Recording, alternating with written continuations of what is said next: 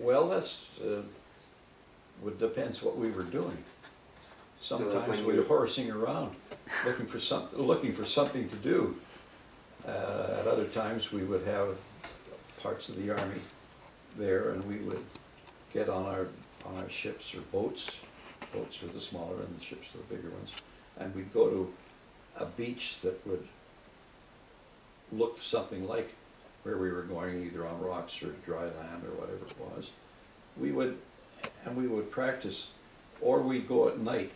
And some places, flat bottom boats are very difficult to drive. You know, you get pushed around by the tides. But we would have, on our pre-landings, we would have pictures.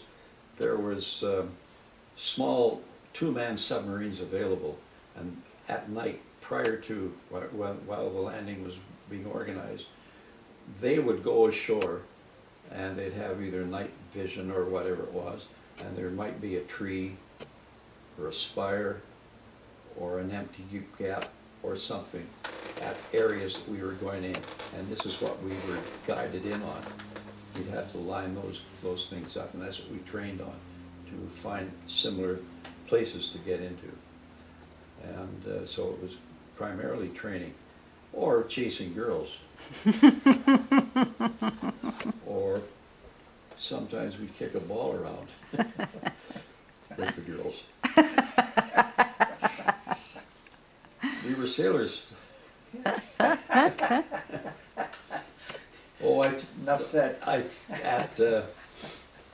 At Sicily, we landed, and it was quite a landing, and it was one of the dark landings. We ran into a storm.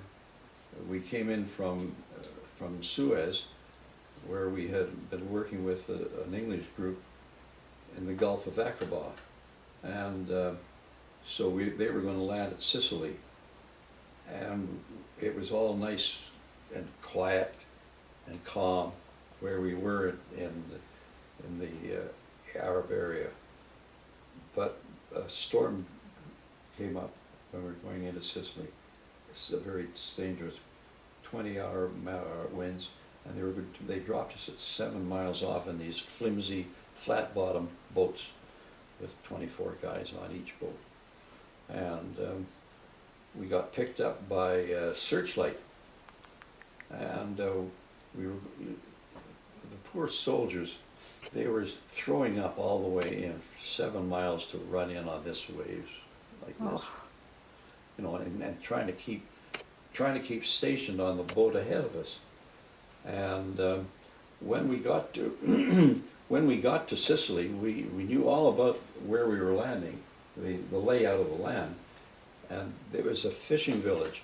So and it was in a bay, and we're coming in this way, and there was a big rocky area point on one side, and then into a sandy beach. And in front of the sandy beach, it's a big bay. There are 2 islands. And then over this side of the bay, there's a fishing dock.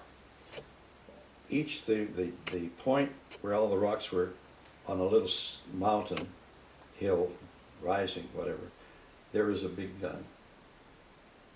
And on each island, there was a big gun. And on the pier, there was a big gun. And there was the first guy to land had to be the fellow in the rocks, because it was the hardest to get into, most hardest.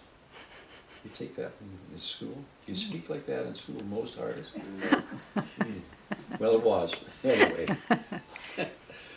Anyway, that was the first one to be, that had to be taken out of the way, because it was the hardest to get to.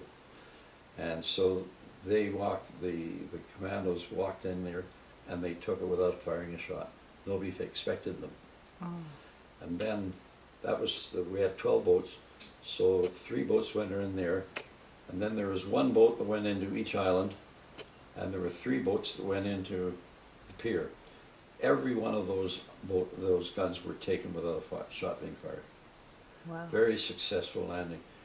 The only guy that didn't take a boat in was me.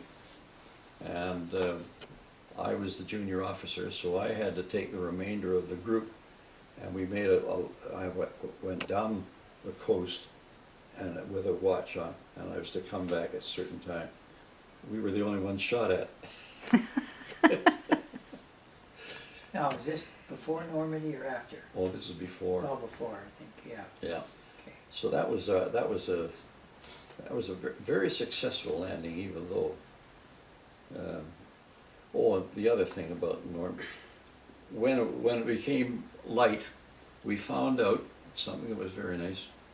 There was a winery right across the street in Sicily, and it got we went over to test it just to make sure there was no poison. Yeah. It's a great way to fight a war. So you must think there was a lot of laughing. Well, there was, but there was a lot of other stuff too. But we were well trained, very well trained. We could land in anything, and there was nothing really that we wouldn't try. The crews they're all young, like we're all young, you know, and they called me by my first name, and if I heard that, you know, you in the Royal Navy, you would never call you, it would always be sir. But I had this nickname Luke, and they, Luke, where are we going, or something like that. Or they would, you know, easy going. It fitted me, anyway. Well, in the First World War, no, the First World War, because with Canadians,